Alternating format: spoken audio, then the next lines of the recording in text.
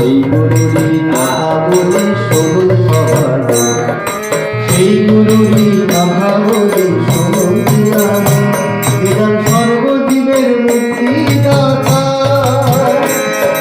যুগ অবতার পরম পিতা, ভক্তজনের ভগবান বাঞ্ছা কল্প তরুণ। মোরা সেই গুরুরই কথা বলি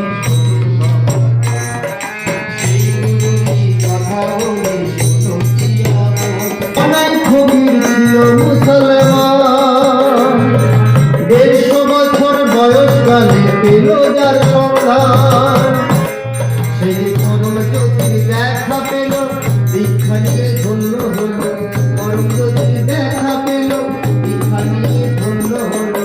5 বছরের